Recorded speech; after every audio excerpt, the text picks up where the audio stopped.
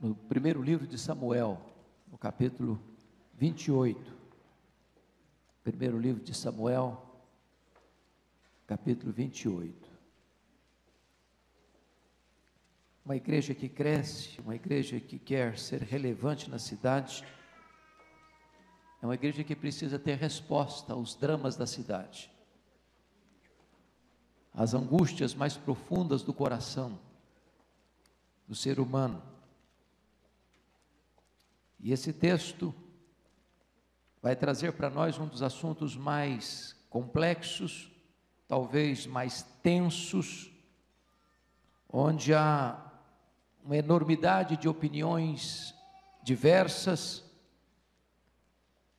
mas precisamos buscar o discernimento de Deus para compreender esta passagem, sem cair nos desvios escorregadios que tantas vezes se nos apresentam.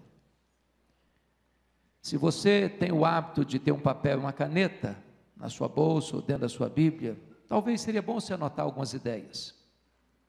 Se você tem o hábito de usar o seu telefone para anotar, talvez também faça bem. Criar esse hábito é positivo, porque a nossa memória, por mais prodigiosa, ela não consegue reter tudo. Disse alguém que o papel mais amarelo e a tinta mais fraca é mais fiel do que a memória mais prodigiosa.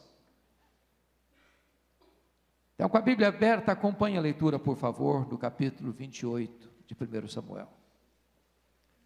Sucedeu naqueles dias que, juntando os filisteus os seus exércitos para a peleja, para fazer guerra contra Israel, disse Aquis a Davi: fica sabendo que comigo sairás a peleja, tu e os teus homens. Então disse Davi a Aquis: assim saberás quanto pode o teu servo fazer. Disse Aquis a Davi: por isso te farei minha guarda pessoal para sempre.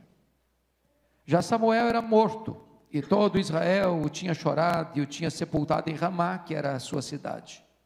Saul havia desterrado os médiuns e os adivinhos. Ajuntaram-se os filisteus e vieram acampar-se em Sunem. Ajuntou Saul a todo Israel e se acamparam em Gilboa. Vendo Saul o acampamento dos filisteus, foi tomado de medo, e muito se estremeceu o seu coração. Consultou Saul ao Senhor, porém o Senhor não lhe respondeu, nem por sonhos, nem por Urim, nem por profetas. Então disse Saul aos seus servos: apontai-me uma mulher que seja médium, para que eu me encontre com ela e a consulte. Disseram-lhe os seus servos: há uma mulher em Endor que é médium. Saul disfarçou-se, vestiu outras roupas e se foi, e com ele 2 homens. E de noite chegaram à mulher e lhe disse: peço-te que me adivinhes pela necromancia, ou seja, consulta os mortos, e me faça subir aquele que eu te disser.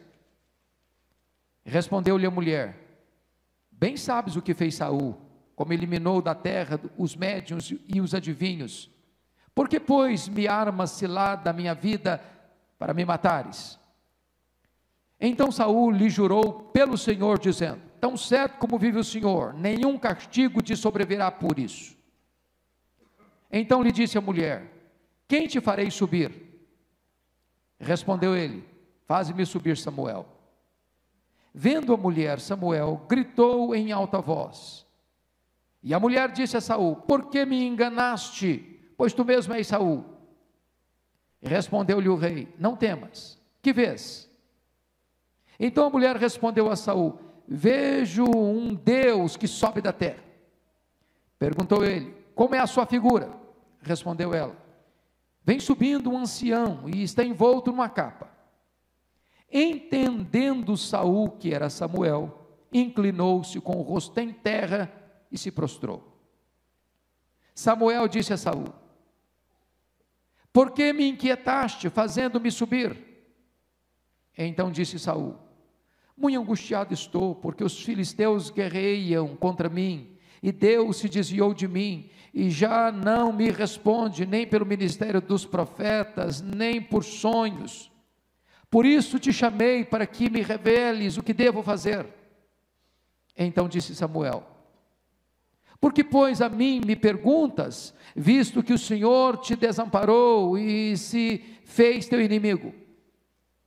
Porque o Senhor fez para contigo como por meu intermédio ele dissera: tirou o reino da tua mão e o deu ao teu companheiro Davi. Como tu não deste ouvidos à voz do Senhor e não executaste o que ele, no furor da sua ira, ordenou contra Amaleque, por isso o Senhor te fez hoje isto. O Senhor entregará também a Israel contigo nas mãos dos filisteus. E amanhã tu e teus filhos estareis comigo. E o acampamento de Israel o Senhor entregará nas mãos dos filisteus. De súbito caiu Saul estendido por terra e foi tomado de grande medo por causa das palavras de Samuel. E faltavam-lhe as forças, porque não comera pão todo aquele dia e toda aquela noite. Aproximou-se de Saul a mulher e vendo-o assaz perturbado, disse-lhe: eis que a tua serva deu ouvidos à tua voz. E arriscando a minha vida, atendi às palavras que falaste. Agora, pois, ouve também tu as palavras da tua serva, e permite que eu ponha um bocado de pão diante de ti. Come, para que tenhas forças e te ponhas a caminho. Porém ele o recusou e disse: não comerei.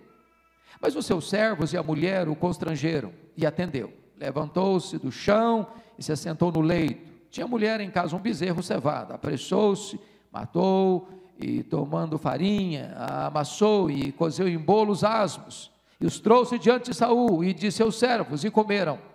Depois se levantaram e se foram, naquela mesma noite.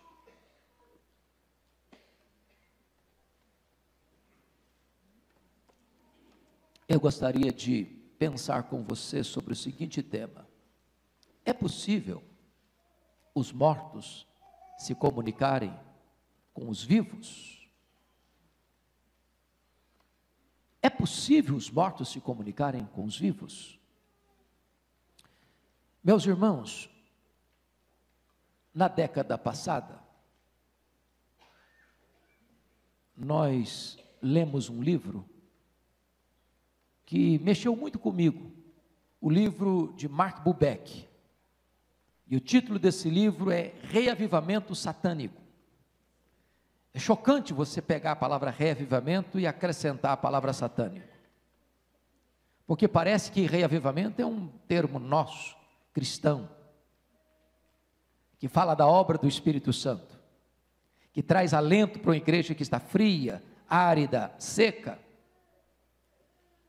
Mas Mark Bubeck, nesse livro, retrata com eloquência a corrida do Ocidente rumo ao ocultismo, a orientalização da Europa, a abertura de todas as portas do Ocidente para aderir ao ocultismo, ao satanismo, à bruxaria, à feitiçaria, às obras das trevas. A humanidade tem obedecido à luz de 1 Timóteo 4:1, a ensino de demônios.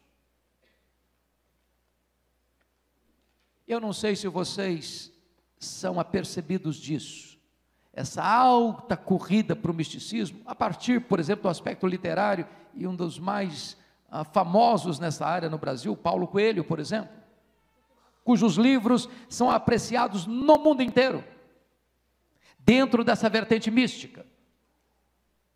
Eu não sei se vocês percebem como a Rede Globo de televisão é altamente comprometida com essa bandeira, através das suas telenovelas.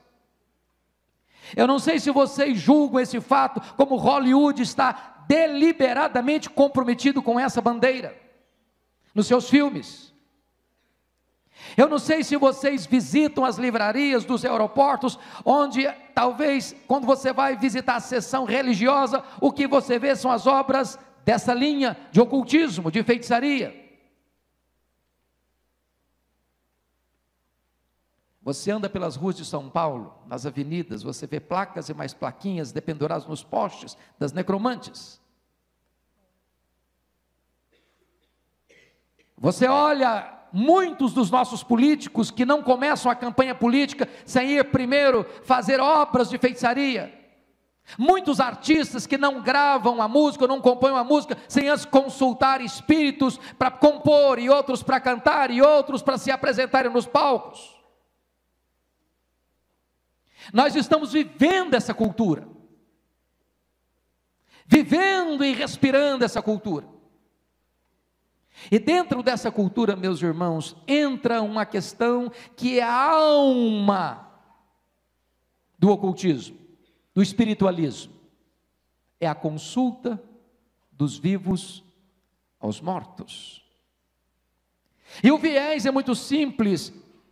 Não há ser humano, não há família que não passe pela dor do luto,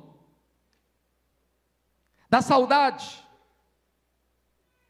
E quantas pessoas que na sua angústia, na sua aflição, de enfrentar o luto, de enfrentar a despedida de um ente querido, não se sabe para onde vai, não se sabe como está, e a pessoa que não tem o conhecimento da verdade de Deus, e nem conhece a palavra de Deus, e não tem a esperança cristã, ela entra em pânico e desespero. Como é que está meu ente querido? Onde ele está? Está sofrendo? Está bem? Tem algum recado para nós? Precisa de alguma ajuda? E é nesse viés é que tantas pessoas procuram os necromantes para consultar os mortos, para buscar uma mensagem do além, para receberem uma orientação para a vida, ou para buscarem uma saída diante de uma grande angústia na alma. Pois bem, irmãos, esse texto está posto diante de nós. Esse texto nada mais é do que uma sessão mediúnica. Esse texto nada mais é do que o rei de Israel, um apóstata chamado Saul, a quem Deus já havia rejeitado, e que vivera e estara agora longe de Deus, e Deus não falara mais com ele. E agora ele que já havia desterrado de Israel os médios e adivinhos, ele voluntariamente procura e deliberadamente vai consultar uma necromante, alguém que consulta os mortos. E eu quero introduzir esse assunto para dizer o seguinte: Saul já estava num afastamento progressivo de Deus. E consultar um necromante foi o último degrau da sua decadência. E vamos ver depois como a Bíblia diz que Deus o matou.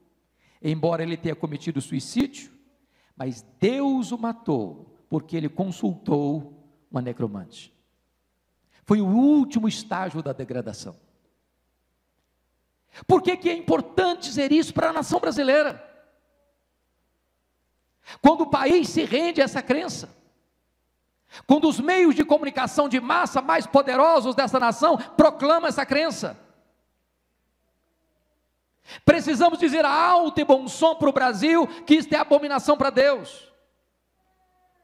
Precisamos dizer àquelas pessoas que na melhor das intenções buscam esses recursos, que elas estão entrando por um caminho de morte.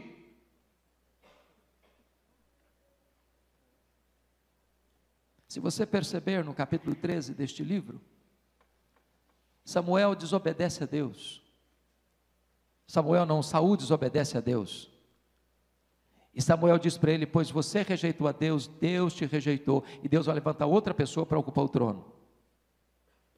Lá no capítulo 15, Saul mais uma vez não obedece integralmente uma ordem de Deus, e obediência parcial é desobediência total.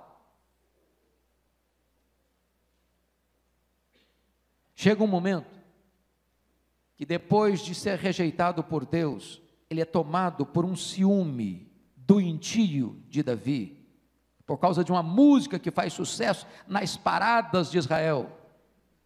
Saul matou os seus milhares, Davi matou os seus 10 milhares. E a partir daí diz a Bíblia que um espírito maligno entra em Saul, e ele passa a odiar. porque o ódio é uma porta aberta para os demônios. Diz Paulo aos Efésios: irai-vos e não pequeis, não se deixe pôr o sol sobre a vossa ira, nem deis lugar ao diabo.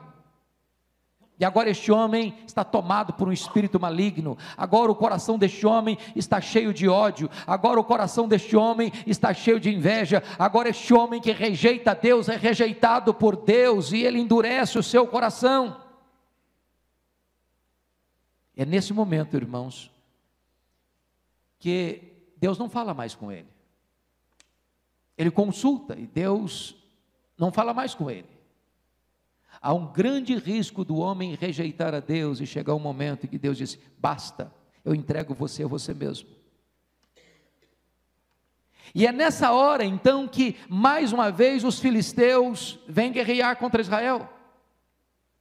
E quando ele percebe que ele está em desvantagem militar, quando ele percebe que o seu povo cairá nas mãos dos filisteus, quando ele percebe que o seu genro Davi, a quem ele odiara e perseguira, é agora escudeiro do rei filisteu que vem contra Israel, quando ele percebe que agora ele está encurralado, emparedado pelas circunstâncias e não há saída para ele, e ele consulta a Deus e Deus não fala com ele, ele toma uma decisão: eu vou procurar uma mulher feiticeira, uma médium, uma necromante, para consultar os mortos.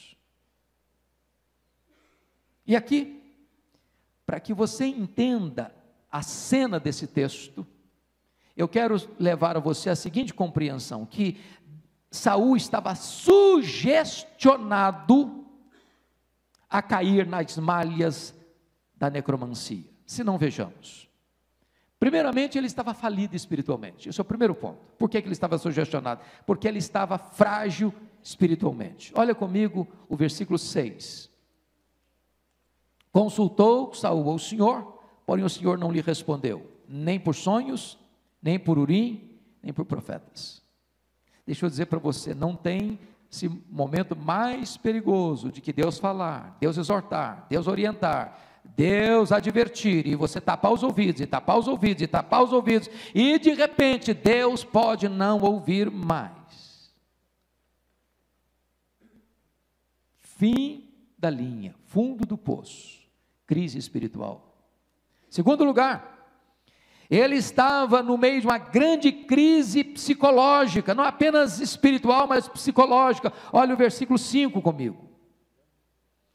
Vendo Saul o acampamento dos filisteus, foi tomado de medo, e muito se estremeceu o seu coração. O coração dele virou água. Ele está em pânico. Ele está fragilizado emocionalmente, falido espiritualmente e turbulento na vida psicológica. Ele está fora do equilíbrio emocional. Terceiro aspecto, ele está num profundo esgotamento físico. Veja comigo o versículo 20. Lá na parte B está escrito o seguinte: e faltavam-lhe as forças, porque não comera pão todo aquele dia e toda aquela noite. Você percebe que ele caminha de dia, que ele passar o dia sem comer, ele caminha à noite disfarçado, para que ninguém soubesse que ele era Saul, sem comer pão de dia e de noite, debaixo de grande tensão psicológica, debaixo de grande tensão espiritual e debaixo de grande enfraquecimento físico. Este é um homem sugestionado a cair nessa rede. Note uma coisa: o pecado deixa o homem tolo, porque o que ele se propõe é se disfarçar. Veja você no versículo 8, Saul disfarçou-se, vestiu outras roupas e se foi. Só que tem uma coisa muito interessante acerca de Saul. Diz o texto bíblico que ele era o homem mais alto de Israel, do ombro para cima. O cara era um gigante, o cara era um guarda-roupa, ele era indisfarçável. As crianças sabiam que ele era, os homens, as mulheres, os trabalhadores, os homens da cidade, não havia como disfarçar esse homem. Você pode até botar uma perna de pau, mas não dá para serrar a perna e ficar menor. O pecado leva a pessoa a se tornar tola. Então ele é um camarada sugestionado. Agora vamos ver as tensões de quem se envolve com a necromancia. Primeira tensão. Eu quero que você entenda a preparação do terreno para nós entrarmos na explicação do texto. Primeira tensão, Saul age contra a própria consciência. Olha o versículo 3 comigo. Olha o versículo 3. Já Samuel era morto, e todo Israel tinha chorado e o tinha sepultado em Ramá, que era a sua cidade. Saul havia desterrado os médiuns e os adivinhos. Então note que no começo do governo dele, ele tinha desterrado, mandado embora de Israel os adivinhos, os bruxos, os necromantes, os que consultavam os mortos. Por que ele tinha feito isso? Porque na palavra de Deus diz que consultar os mortos é abominação para Deus. Os necromantes em Israel eram mortos, era algo que Deus não tolerava. E agora ele que desterrara os médiuns, ele que desterrara os adivinhos, ele mesmo agora agindo contra a sua consciência, agindo contra o que ele fizera no passado, ele mesmo é um candidato a ir a um centro espírita, a consultar um necromante. Ele é um homem em contradição, ele é uma guerra civil ambulante. Segundo, Saul perde completamente o temor de Deus. Confira o versículo 10. Então Saul jurou a necromante, pelo Senhor, dizendo: tão certo como vive o Senhor, nenhum castigo te sobrevirá por isso. Preste atenção nisso. Deus havia dito, lá no Pentateuco, que quem consultasse os mortos, os necromantes, isso era abominação, estava passível de morte. Agora Saul, um homem apóstata, jura para essa necromante que consulta os mortos, que ela pode fazer isso tranquilamente, porque ele jura em nome de Deus, que nada vai lhe acontecer. Ele assume o lugar de Deus, ele promete em nome de Deus, o que Deus não está prometendo. Ele é insolente, ele é blasfemo.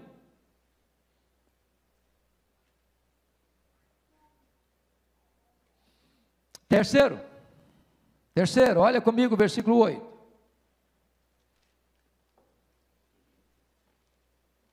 Ele age com insolência. Saul disfarçou-se, vestiu-se outras roupas e se foi, e com ele 2 homens. De noite chegaram a mulher e lhe disse: peço-te que me adivinhes pela necromancia e me faça subir aquele que eu te disser. Preste atenção que agora ele já está querendo que o negócio funcione, ele já está querendo que esse negócio de consulta aos mortos valha mesmo, que esse negócio é realidade mesmo. Então eu chego e digo: aqui quem manda sou eu sou rei, e eu quero que você faça o que eu mandar. Ele pensa que está no controle, ele pensa que ele manda no céu, que ele manda no inferno, ele pensa que ele é o rei supremo. Insolência, petulância, tola vaidade. Olha o versículo 11. Então lhe disse a mulher: quem te farei subir? Respondeu ele: faz-me subir Samuel. Agora notem vocês uma coisa, irmãos. Está escrito no capítulo 15, versículo 35, se você quiser dar uma puladinha rapidinho lá. Está escrito assim: nunca mais viu Samuel a Saul até o dia da sua morte. Porém tinha pena de Saul. O Senhor se arrependeu de haver constituído Saul rei sobre Israel. Samuel se apartou de Saul, porque Saul deliberadamente se apartou de Deus. Samuel se apartou de Saul em vida. Você acha que agora Samuel atenderia Saul depois de morto?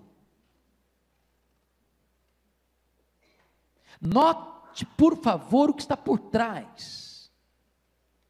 Pense comigo, Samuel foi santo na vida, ele termina a vida dele lá no capítulo de número 12, dando um testemunho à nação, de que ele nada roubou, de que ele nada pegou de propina, que ele nada cobiçou, que ele foi íntegro durante toda a sua jornada. Pecaria ele depois de morto, se não pecou em vida? Transgrediria ele a lei de Deus depois de morrer, quando não transgrediu a lei de Deus em vida?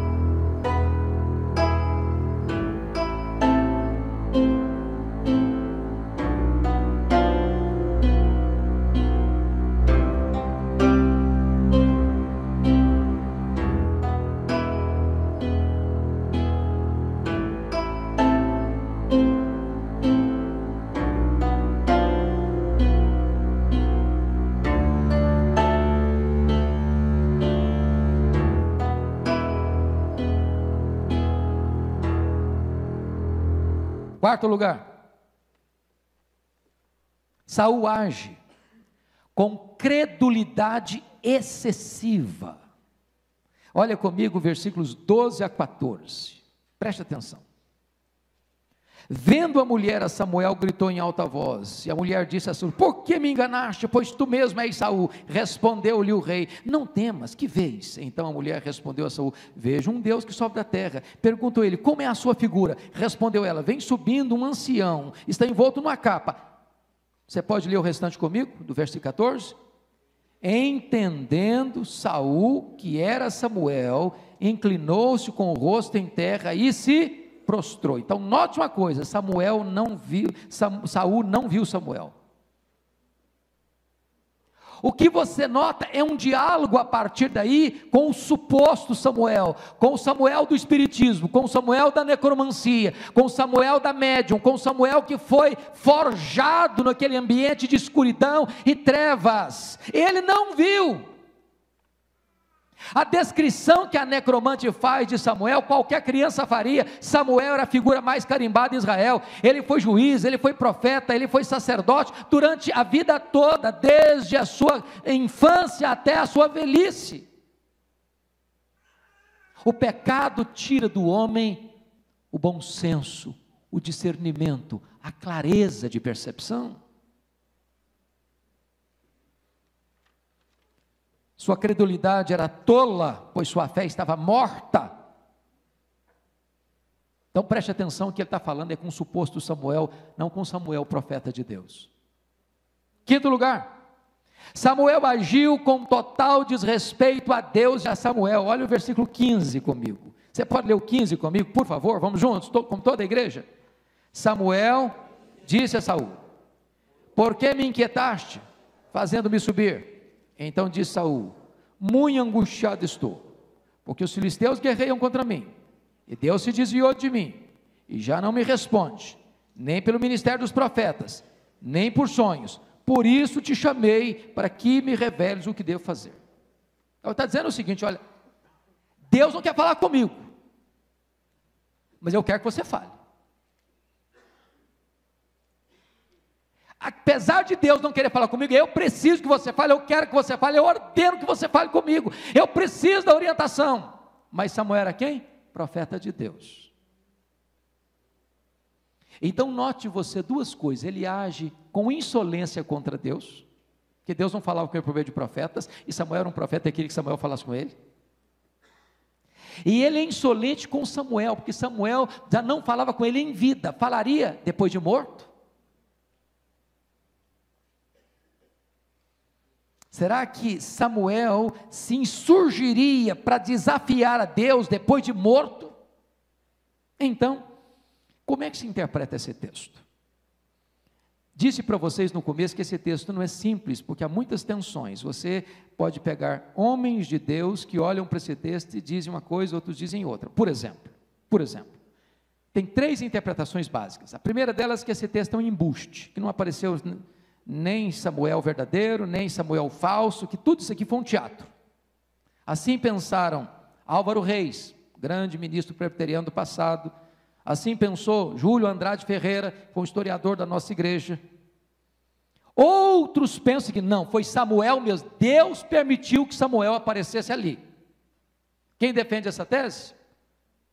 Justino Mártir, Agostinho de Hipona, Scofield, Ed Murphy, Warren Wiersbe, Joyce Baldwin, Russell Norman Champlin, Adam Clarke, pensam que foi Samuel mesmo, Deus permitiu que Samuel aparecesse ali.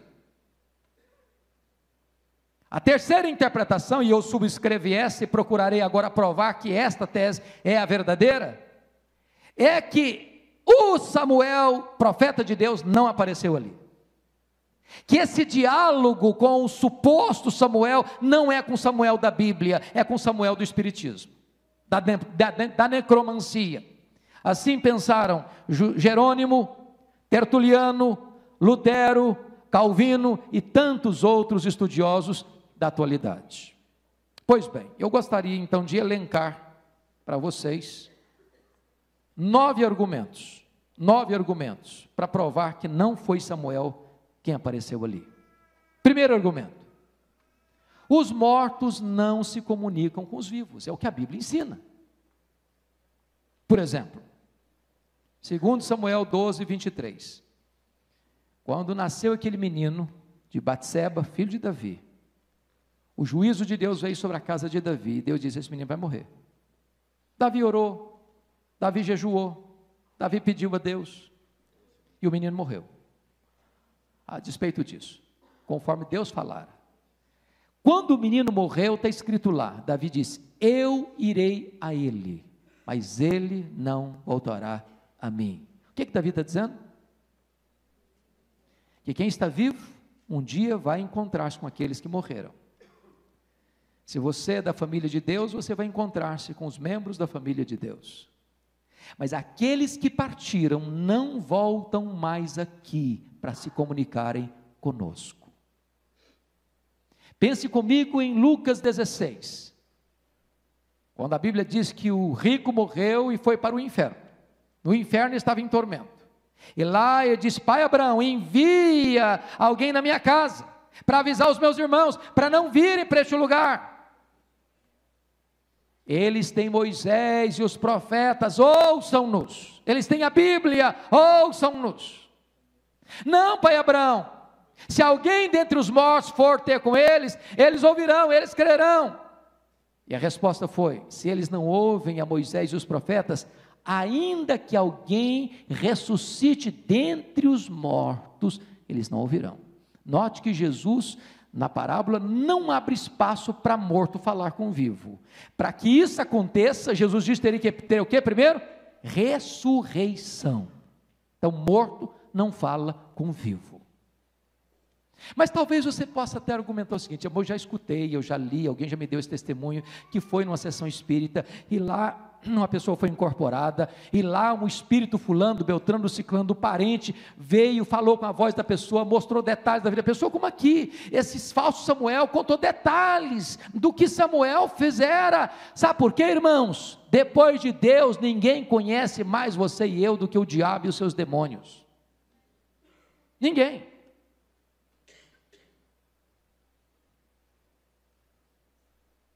Pois bem, este é o primeiro argumento: os mortos não falam com os vivos. A Bíblia não pode se contradizer. Segundo argumento: o Senhor não respondeu a Saul por meio de profetas. Olha comigo, 1 Samuel 28, versículo 6, está claro isso aí. Consultou Saul ao Senhor, porém o Senhor não lhe respondeu, nem por sonhos, nem por Umim, nem por profetas. Ora, Samuel era um profeta. Agora a pergunta é: a quem ele consultou? Sabe o que a Bíblia responde? Vá comigo, por favor, para 1 Crônicas, capítulo 10, depois a gente volta para cá. 1 Crônicas, capítulo 10, versículo 13 e 14. A resposta está lá: a quem ele consultou? Vamos ver se é Samuel mesmo. Vamos ver se ele falou foi com Samuel mesmo.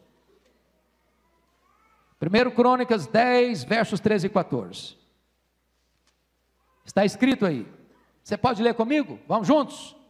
Assim morreu Saul, por causa da sua transgressão cometida contra o Senhor, por causa da palavra do Senhor, que ele não guardara, e também porque interrogara e consultara uma necromante, e não ao Senhor, que por isso o matou, e transferiu o reinado a Davi, filho de Jessé.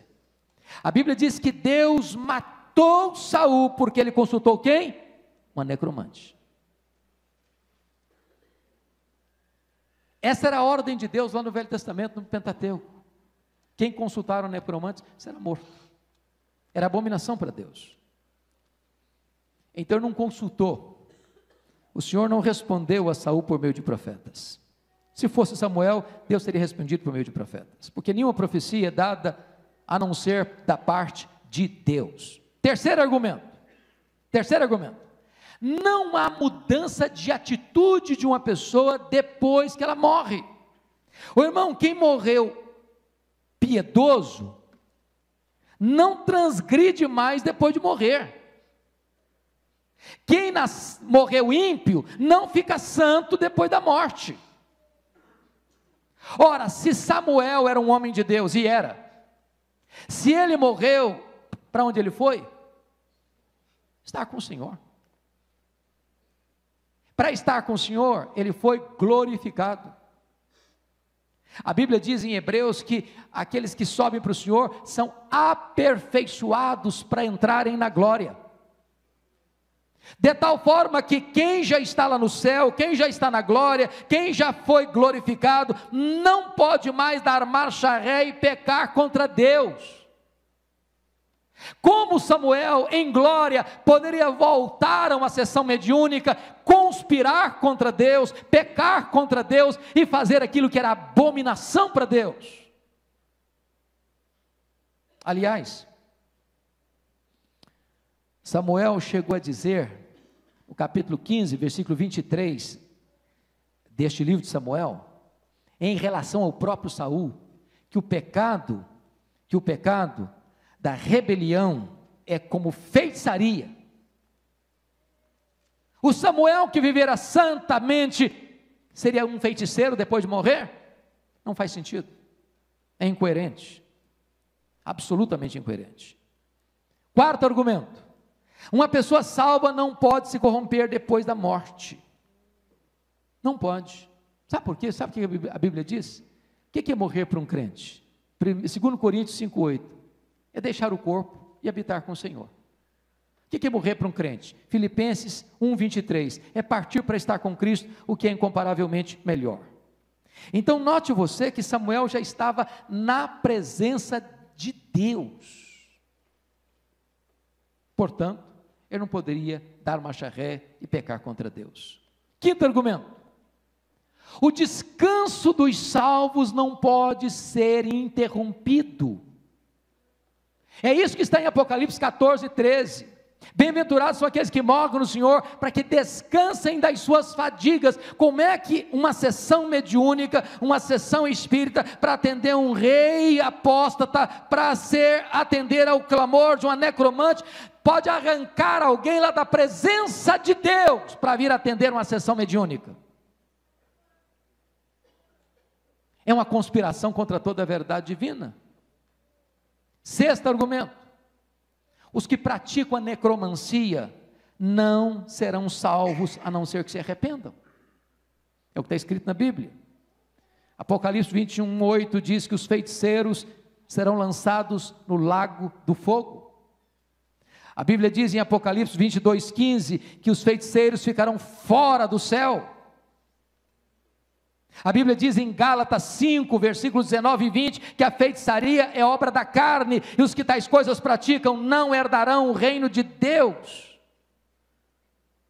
Êxodo 22, 18 e Lucas 20, 27 mostra que este pecado era punido com pena de morte em Israel, e diz 1 Crônicas 10, 13 e 14, que Deus matou Saul porque ele consultou uma feiticeira.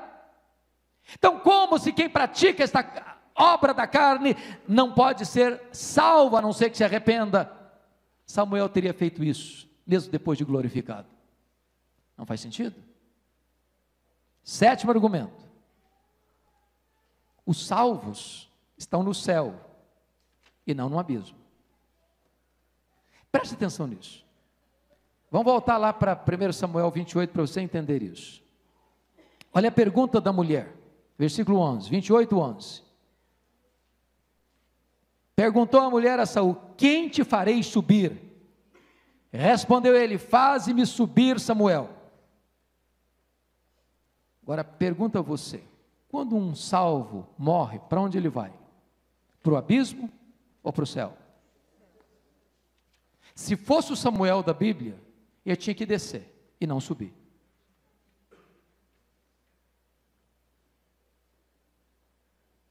Porque o Samuel que está embaixo, quem está embaixo?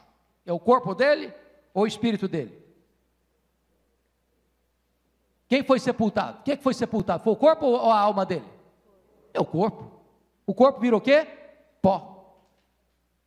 Quando é que esse corpo vai ter vida? Na ressurreição. Mas para onde foi o espírito de Samuel quando ele morreu? Foi para Deus, foi para o céu, foi para o paraíso, foi para a casa do Pai, foi para a bem-aventurança eterna. Se fosse o Samuel da Bíblia, ele não teria que subir, ele teria que descer. Esse Samuel da mediunidade, ele tem que subir, porque esse não é o Samuel da Bíblia, esse não é o Samuel verdadeiro, esse tem que subir, ele está no abismo mesmo. Então preste bem atenção nas incoerências do texto. Oitavo argumento: Saul não viu Samuel. Versículos 13 e 14, entendendo Saul que era Samuel, aí o diálogo se desenvolve como se Samuel fosse, mas ele não viu Samuel, ele foi sugestionado, ele estava com a credulidade excessiva. Agora note comigo, por favor, o versículo 15, Samuel disse a Saul. Essa palavra disse aí, na língua hebraica, é a mesma palavra para ventríloco. O que é um ventríloco? É uma pessoa que fala pelo canto da boca, quase que de forma imperceptível, dando a impressão que é outra pessoa que está falando.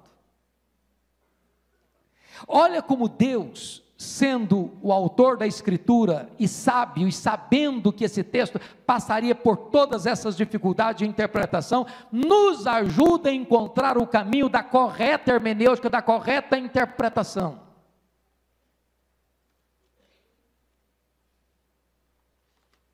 Nono argumento: as profecias do falso Samuel não se cumpriram. Preste atenção nisso. Deuteronômio 18, 22 diz que quando uma profecia não se cumpre, esse profeta não é de Deus, é um falso profeta. 1 Coríntios 14, 29 diz que nós devemos julgar as profecias. Mas não se cumpriu como? Primeiro, a profecia falhou quanto ao tempo. Olha o versículo 19 comigo. 28, 19. O Senhor entregará também a Israel contigo nas mãos dos filisteus, e amanhã tu e teus filhos estareis comigo. Bom, se amanhã é o futuro incerto, não precisa de profecia, porque amanhã todo mundo vai morrer mesmo, a não ser que Jesus volte antes, todo mundo vai morrer, certo? Então, falar que você vai morrer amanhã, num dia, no futuro, não está dizendo nada. Mas se amanhã é amanhã, o dia depois de hoje, a profecia não se cumpriu, porque Saul, nem Israel, caiu nas mãos dos filisteus no dia seguinte. Isso não aconteceu. Se você perceber, deve ter sido uns 16, 18 dias depois desse fato, que acontece o fenômeno da morte e da derrota de Israel. Portanto, a profecia é falsa, quanto ao tempo. Segundo, falharam-se quanto aos fatos. Olha o versículo 19. Tu e teus filhos, amanhã tu e teus filhos estareis comigo, ou seja, amanhã tu e teus filhos, Samuel que está falando é o Samuel que morreu, Samuel do Espiritismo também, não é o Samuel verdadeiro, mas está falando de um morto que veio. Tu e teus filhos estareis comigo, ou seja, vão empacotar, vão morrer também. A pergunta é, teus filhos implica em que todos os teus filhos, porque se a profecia tinha a intenção de dizer que parte dos filhos teria que ser especificado, tu e teus filhos implica em que todos os filhos dele estariam mortos. E quando você vai para a Escritura, você vai notar que nem todos os filhos morreram, nem todos os filhos morreram. Ao contrário, quem morreu? Jonatas, Abinadab, Malquizua. Quem não morreu? Isbosete, Armone, Mefibosete. Esses não morreram. Então a profecia falhou quanto às pessoas. Mas olha comigo mais.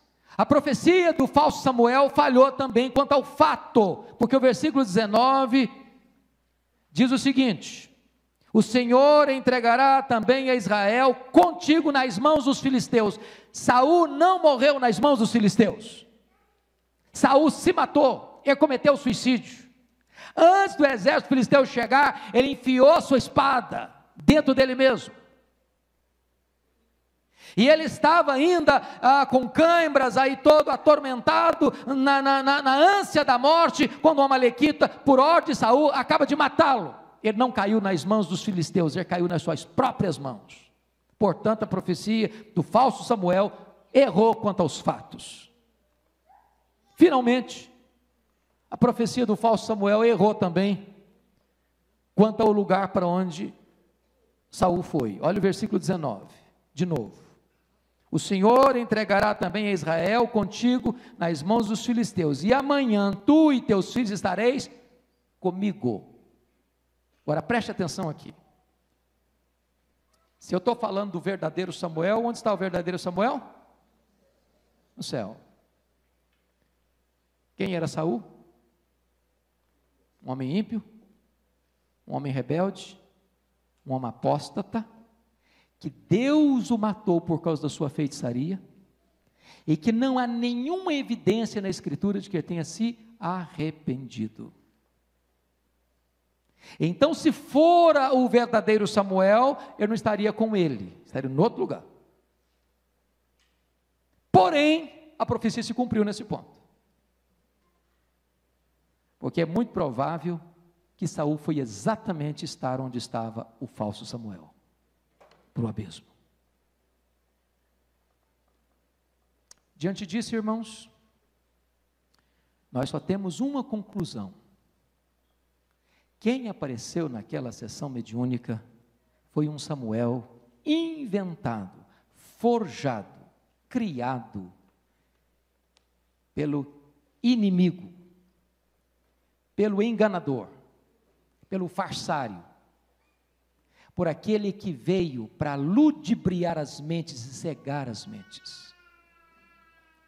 A Bíblia diz que este diabo se transfigura até em anjo de luz para enganar as pessoas.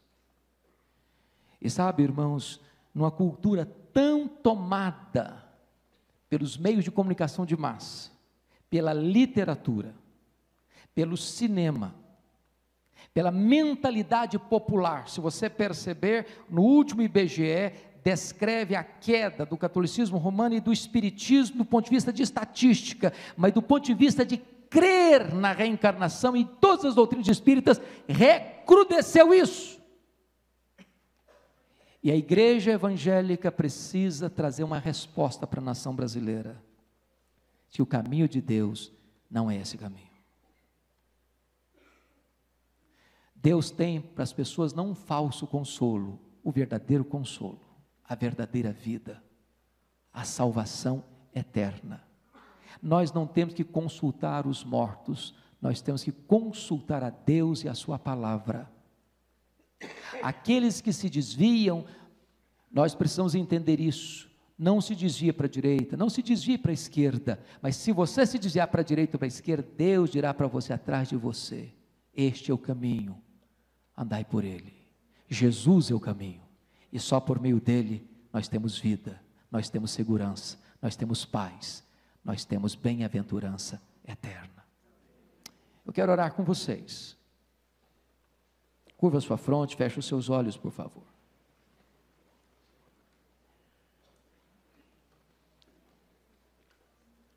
Nós precisamos orar pelo Brasil, irmãos. Eu não sei se você sente esse peso no coração. Quando eu subo todo dia pela Avenida Bandeirantes, de poste em poste, tem um cartaz para você consultar necromantes, para você fazer obras de amarração, e etc, e etc, e etc. E isso está no imaginário do brasileiro. Uma cidade com tanta gente aflita, uma cidade com tanta gente angustiada, uma cidade que está buscando resposta nas trevas, no ocultismo.